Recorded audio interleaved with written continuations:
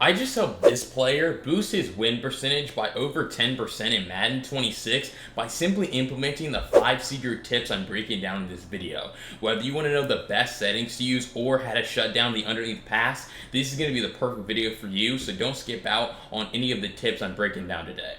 Let's jump right into it. The first tip I want to break down is the best settings that you must be using if you want to be able to win games here in Madden 26 to end the year. Let me show you what those are.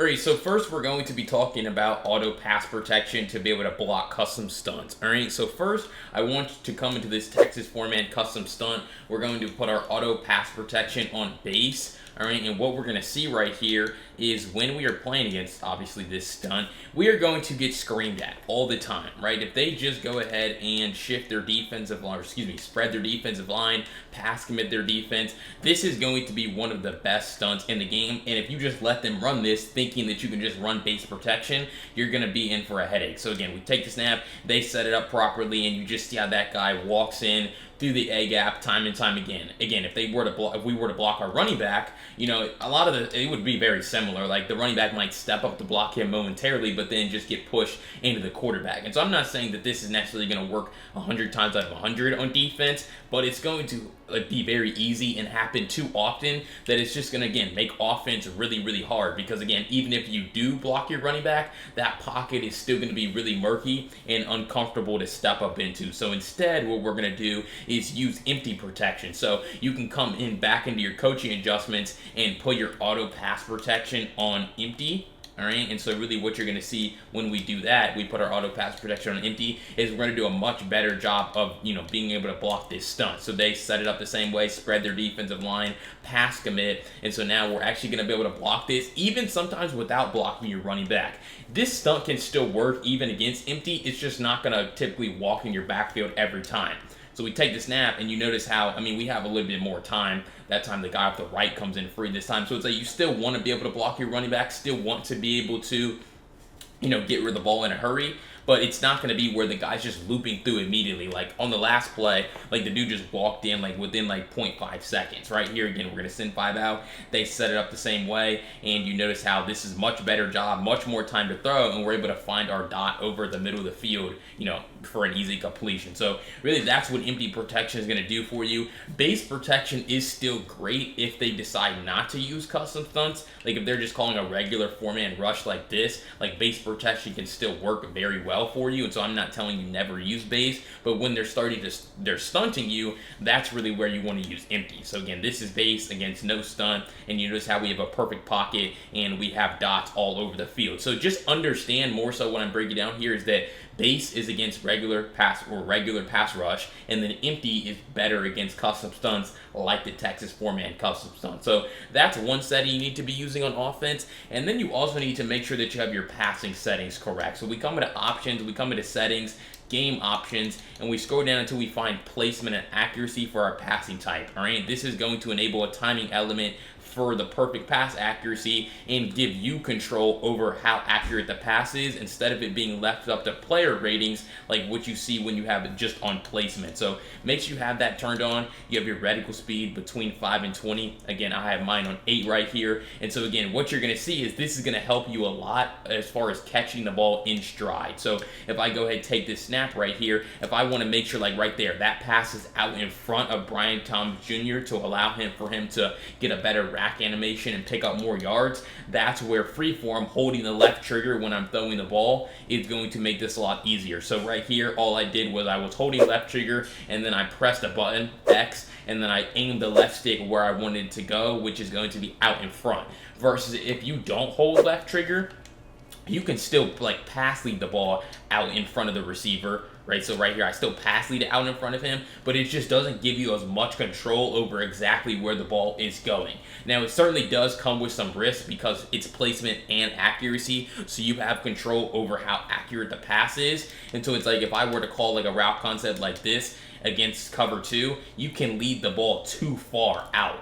Like right there, no, well, actually, I thought I led the ball too far out, but it's like sometimes that pass will be all into the stands because you led the ball like too far out in front of your receiver, and the quarterback overthrows it. So you don't necessarily want to you don't want to lead it at 3 o'clock. right? That's like too far. You more so want, if you're trying to throw like a corner out, it would be more like 1 or 2 o'clock, or like maybe like a 130 pass lead, where again, we step up and then we try to find our corner out down the field to get the ball away from defenders. When you're throwing to wide open players, you don't necessarily need to freeform, but especially if they're going to run like, we can go with like cover one hole, like if they run like man coverage, that's really where freeform passing is going to be important, to try to be able to get the ball out in front of like Jacoby Myers here, like towards the sideline, so that the defender doesn't have an opportunity to break on the ball if it's thrown behind him. But really, those are the best offensive settings that you need to be using, must-use settings, making sure you understand base versus empty protection,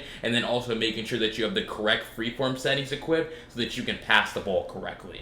All right, the next tip that you need to master here at the end of Madden 26, because it's going to help you win games, and it might even still be really great in Madden 27, is actually the speed boost mechanic, what it is and how do you do it. Let me show you. Alright, so a couple things to understand with the speed boost. We're going to come into coaching, we're going to come into depth chart here, alright, and you want to make sure that the guy I'm going to be doing it with is Brian Thomas Jr. because he has 97 speed, which is above 90. His agility is very close to 90, although again, he's 6'3", so it's not really that hard for him to be able to speed boost. His agility's fine.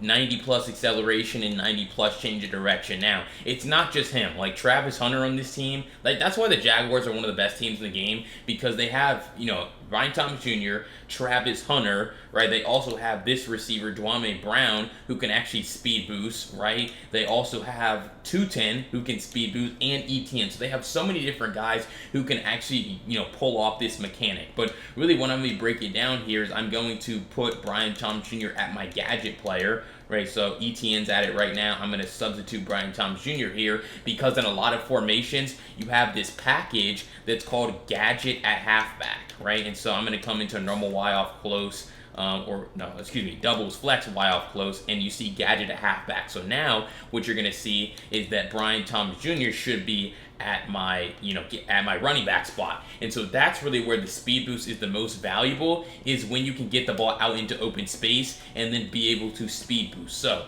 the way that you're going to do it is you're going to be holding right trigger, and you're going to hold right trigger and then you're aiming left stick where you want to run, and then every time you want to boost, that's when you're just going to tap the left trigger, or L2 if you're on PlayStation. So we come to inside zone, we take the snap, and we just get to our spot faster. I speed boost twice, and that's what allows me to get to my spot faster and then be able to pick up more yards. So really, excuse me, you're turning like a 4-yard game into a big play, like touchdown potential.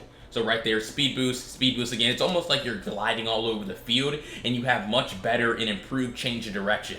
Sometimes, actually, what you're doing is just dumbing out the pursuit angles of these defenders. And so what I like to do with this, mechanic, especially when I'm calling inside zone, is I want to be able to get the ball out to the edge as fast as possible. So you have to read the play, though, because right here I felt like this defender set the edge really well, so I didn't want to speed boost to get out there. But it's like sometimes they can still set the edge really well, and you can still speed boost. And so that's kind of what I'm able to do right there. Now other guys can rally to the ball, but it's like you guys have certainly seen this move, me break it down.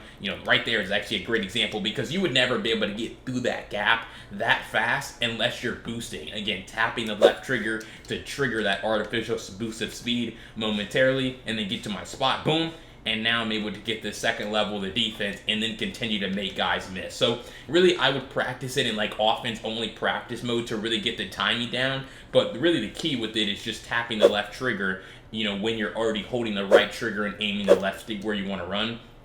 And then making sure you have the right players, like ratings-wise, like, again, Brian Thomas Jr., to be able to do it. But we go with the one last time here, get to our spot, boost, and then also pairing it up with, like, spin moves as well. Spins or jukes here in this game is going to make it that much better, because it's kind of hard to just boost all over the field. But Brian Thomas Jr., who's a really great booster, is going to make the speed boost that much easier for you, which is going to have you picking up way more yards in the run game and in the pass game.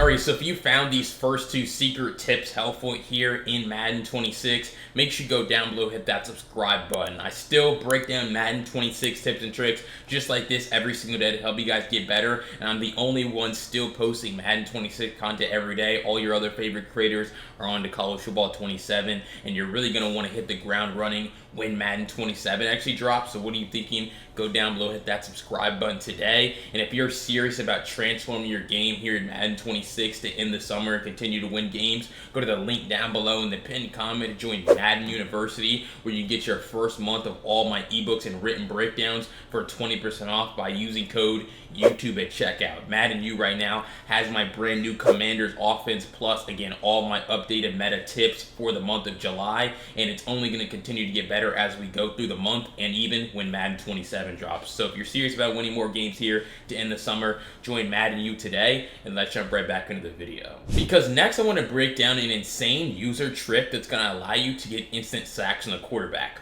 I'm not joking. Let me show you what that looks like. Alright, so what I'm going to be breaking down here is going to be the D-pad switch stick and how good it is, and I promise you guys are going to want to master this technique here at the end of Madden 26, because there's no chance that it's not really effective in Madden 27, especially to start the year. So what we're going to do here is set up one of my favorite overload blitzes in the game, although you can do this from a lot of different defenses, not just 3-3 Cub. But for me right here, I'm going to shift my defensive line left. I'm going to drop my outside linebacker here into a curl flat, or really that would be my defensive end. So I press D-pad left twice here, then press B, and then put him in the curl flat. And so really what you have to understand is you're trying to create a 4-on-3 advantage on the left side of the offensive line. So you want to make sure that your user gets the attention of the center, and then you D-pad switch stick onto your curl flat to be able to just walk in the backfield, or to be able to get onto your curl flat defender, lurk around on the sideline, and then get your pressure to come in free. So you can run man or zone behind this when you're D-pad switch sticking, but all you have to do, let them take the snap, immediately press your D-pad to the right, and now you're going to be able to see how easy that pressure is. The faster you press your D-pad to the right, or really the faster you recognize that the ball snapped, the easier that this is going to be for you. So again, we see it right here. Literally, as I say, before the quarterback has the ball is how early you would like to already be switched on to this guy. Because if you really think about it, you're really getting the best of both worlds. You're user rushing them with the guy that you technically started the play on, and then you're also back into coverage. That's really what makes this technique so high level and so pro level, because you're getting basically two things, from one defender. And so again, this is what I'm talking about, a 4-on-3 advantage on the left side of the offensive line. The user that you started the play on runs into the center because you're standing in the right spot, and then you get these three guys, the outside linebacker and the two defensive linemen, to get the attention of these offensive linemen, and now you just walk in the backfield for the easiest sack. This works if they block their running back, or if they don't, which I'll show you here in a second what it looks like if they do. But essentially, you're getting this defender to do nothing because you drop out, and this is your new user. Now, what's important is you lurk over the middle like I did right here to take away like quick passes to the flat or quick passes over the middle, but then this guy has no one to block because they're not half sliding, and so then he just goes to double team, and so you're able to take advantage of 5-on-5, but we walk in completely free, which is super frustrating for the offense. So again, you're just basically creating an overload blitz, putting more guys on one side of the offensive line than they can block, like I do here by shifting my defensive line to the left, and then I'm making sure that I'm standing in the right spot with my user. So for me here, that's 2 yards over the left shoulder of the center, and then we're going to have them block their running back in this specific example here. And so you're going to see how, now if they block their running back, you could really put this defender in a zone, especially if you know they're blocking their running back, but sometimes you just end up leaving him and then he goes on a spy anyway. But you're going to see what it looks like when they actually do block their running back right here, where again, we take the snap, still immediately D-pad switch stick. I actually thought I blocked my running back, but I guess I didn't. But it's like, we're still going to immediately D-pad switch stick, and we're still going to be able to walk in completely free, off the edge. So again, shift the defensive line, drop this guy into a curl flat. You can put this guy in a hook if you want to. And so now you're going to see how, boom, take the snap, immediately D-pad switch stick. Now it's a one-on-one out there, and my edge rusher does a great job of just running right through the running back for the easiest sack. So that's what I mean when I say it doesn't necessarily matter if they block the running back or they don't. It's still going to be really easy for you to get pressure on the edge right here and then take away these quick passes over the middle, while still, again, just running right through this running back and getting pressure on the quarterback. So that's really the D-pad switch stick. Again, like I said, you can do this from a lot of different formations. You can do it from like load mug. You can do it from 4-3, even 6-1. There's double mug. There's so many different ways to D-pad switch stick, but you really need to get the timing down and standing in the right spot with your user. All right, before I jump to those final two tips that you're absolutely not going to want to miss here in Madden 26, I wanted to remind you to go down below, hit that subscribe button. I break down Madden Madden 26 tips and tricks, again, just like this every single day, and I'm the only one still posting right now to get you guys better over the summer so you can hit the ground running when Madden 27 drops. So what are you thinking? Go down below, hit that subscribe button today, and let's jump into those final 2 tips. Because next I want to show you a trick to unlock extra hot routes on your receivers and running backs that you wouldn't otherwise be able to get if you didn't watch this video. Let me show you what that looks like. Alright, so there's a couple of different ways to be able to unlock extra hot routes. I'm going to show you like both of them here. So first, everything stems from having a motion play. So you need a motion play like motion dig under from doubles, flex, Y off, close. All right. So this is going to be the concept. You're going to call your play and then you're going to flip your play. And as you're flipping your play, you want to put whoever's on the motion, you want to put him on a route. So what I did right here was I flipped my play and then I press Y, then RB, and then I flicked my right stick to the left to put my running back on a corner route. Now, what I want you to pay attention to, if we just look at this play art, this is a tight end corner route. You can't unlock a corner route, this type of corner route, from the halfback position. If I tried to do it right here, like you see what route he's on right now, if I put him on a corner route, a running back corner route, it looks like this. So being able to unlock those extra hot routes is what's going to, allow, or really flipping is what's going to allow you to unlock the extra hot routes. But you have to do it before he sets. Because again, if I flip this play and I do it too late, now when I go to put him on the corner route, like actually he's just on a swing route, so I can't do it. So you have to be really quick with it.